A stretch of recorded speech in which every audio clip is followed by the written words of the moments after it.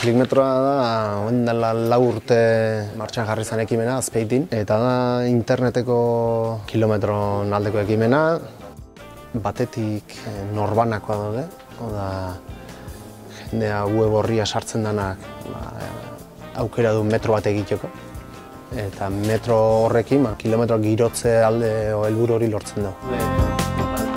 Orduan, dago zirkuito virtuala eta jendea sartzen da neinen metroa egiten dut, orduan zirkuito virtual hori metroz osatzen edo norbanakoz osatzen dugu.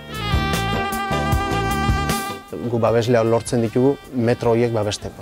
Komertzio edo enpresa txiki edo aukera daukan metro horiek babesteko.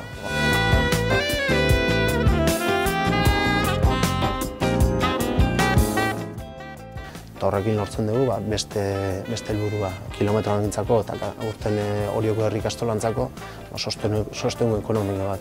Babesletza horrekin diru iturri bate bada. Klikmetroa.kilometroa.neten sartu, errez ikusiko nola egiten da metro bat.